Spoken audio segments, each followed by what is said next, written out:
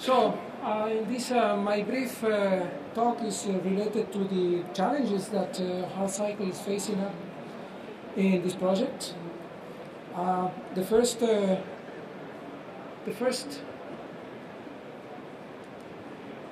I have to learn how to move this. Okay, there was an animation here, but nevertheless. The first challenge is to create evidence of the benefit of the closed-loop approach for chronic disease management and rehabilitation. And this evidence, as it was said for my colleague before, is will be achieved through clinical trials.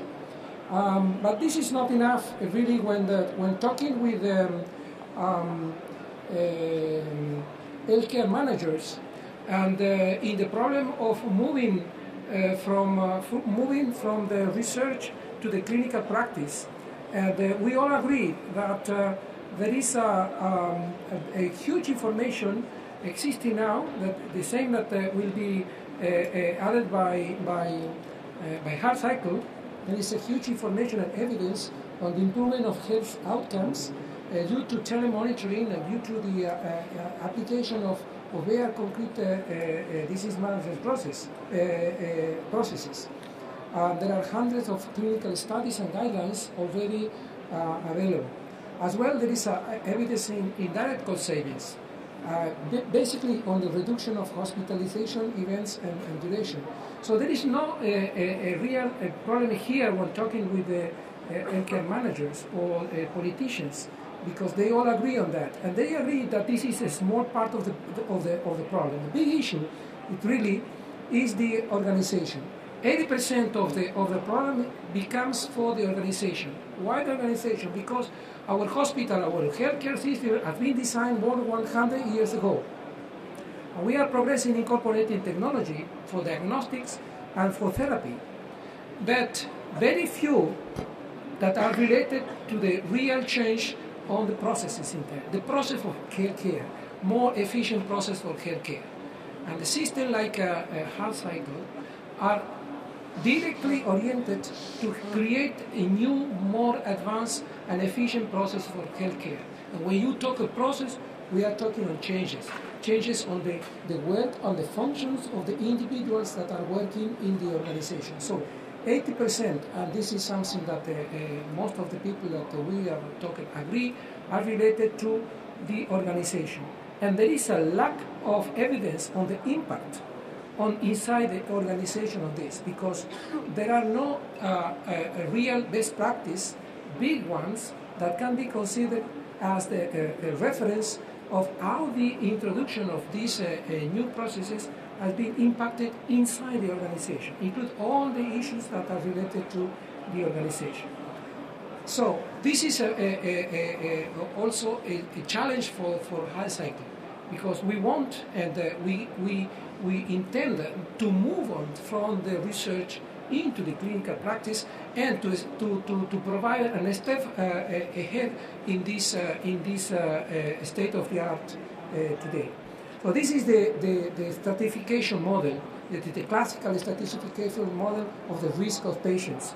And you see the high complexity, medium complexity, and medium and low risk levels of. So what we see, first of all, is to clearly identify in which of the stratification segments the Heart Cycle, in Pacific, the specific Heart Cycle application will fit in.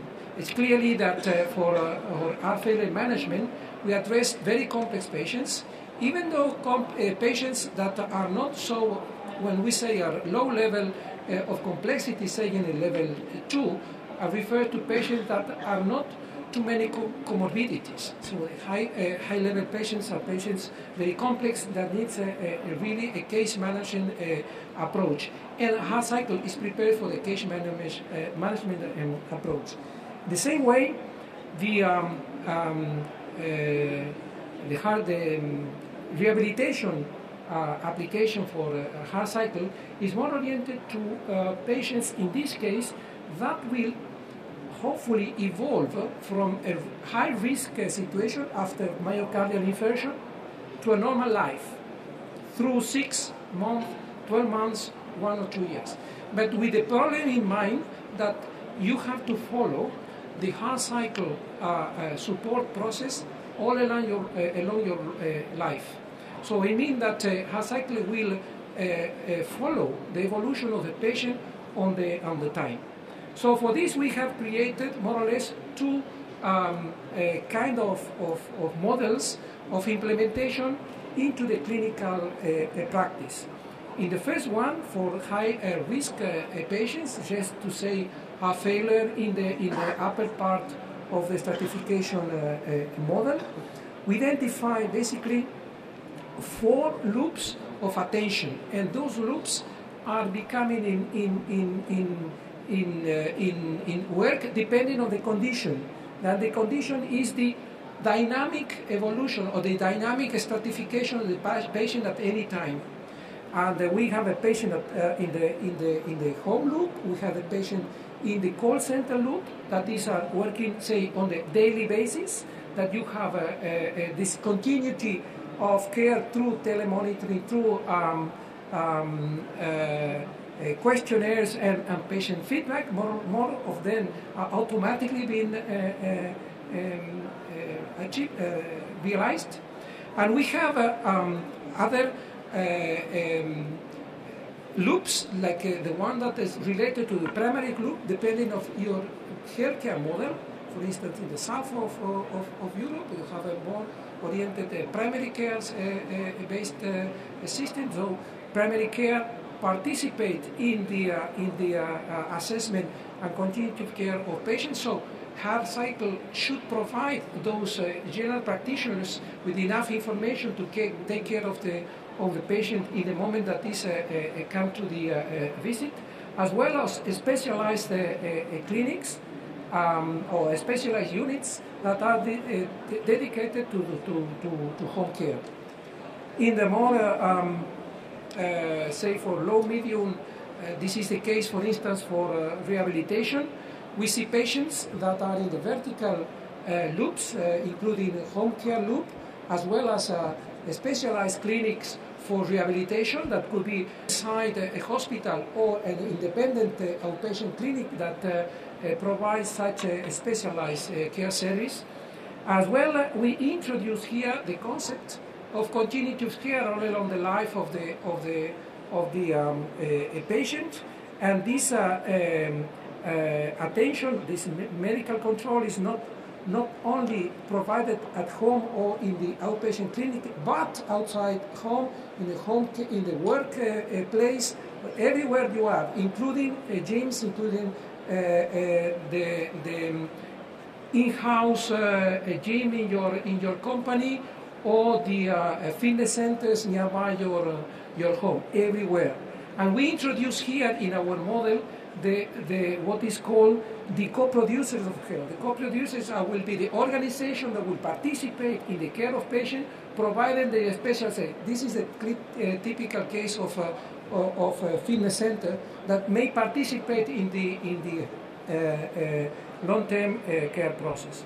So finally, we want to show this schema of a business case that have been implemented and is now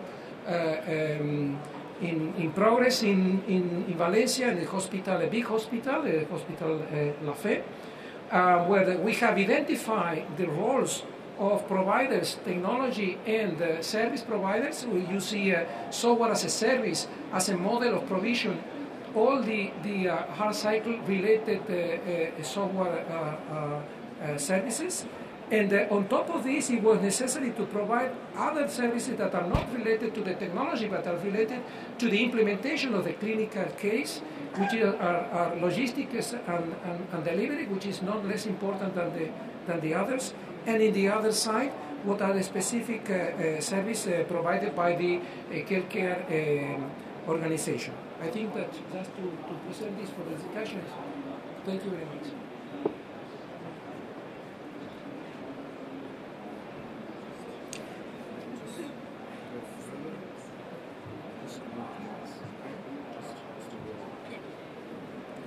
Okay, thank you very much. My presentation or my final talk will be dealing with the professional and the new roles and how the healthcare needs to be reorganized or needs to think differently in order that we can take profit of these tools and make them really useful.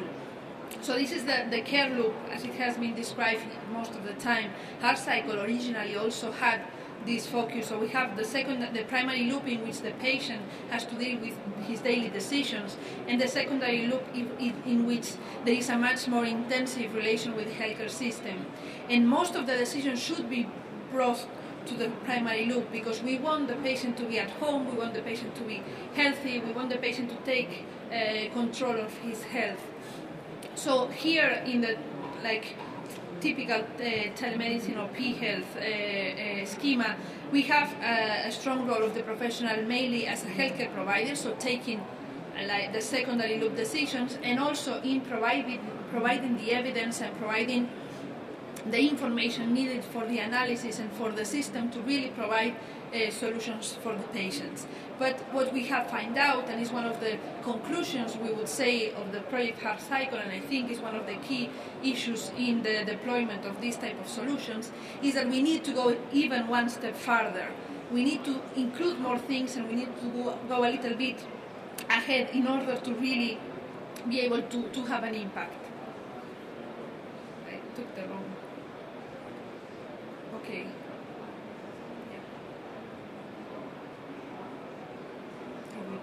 Okay, so originally the relationship was the patient to the professional, and it was one direction, so we were receiving the information and the patient was quite a passive actor. But we need to go ahead, okay?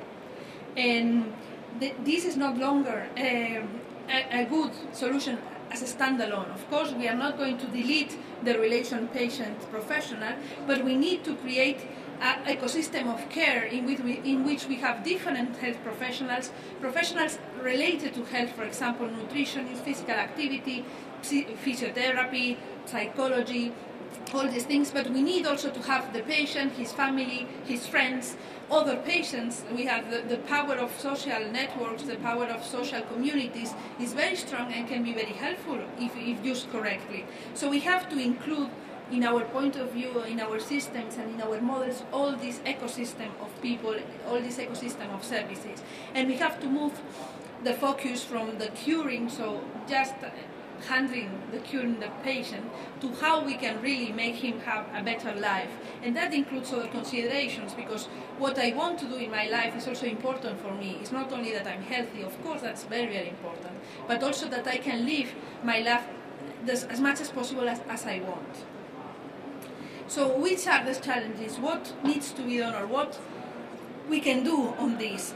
We have to put a strong push not only in creating this evidence that was mentioned before, but that evidence at the end ends in a protocol or in a care pathway that can really arrive to the patient. And we have to include all these actors also in this protocol, because for the moment most of the protocols, most of the care pathways include medical professionals, but there is not really a detailed role of how the patients can really be a part and be an active part of his health, how we can help use the friends, how we can help use the support of other peers, of other patients, of social actors, and this has to be put in practice and apply this evidence in a concrete way.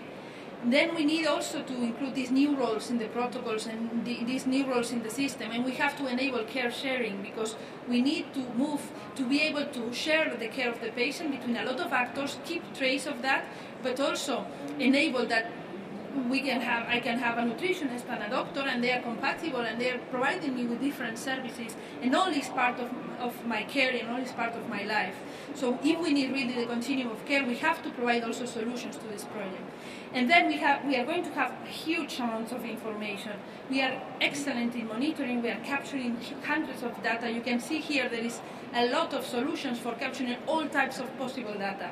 But the problem is that has to lead to more decisions, especially in home care, especially in personal care outside the hospital. We need to change how we need to do something with that information, not just say, okay, this patient is going well, this patient is going bad, because if we don't change the way we intervene, we are really reducing the impact, and we are really not being so optimizing so much the technologies and the service and the effort we are putting. So we have to increase the focus on the intervention, on how to personalize and how to provide more concrete interventions.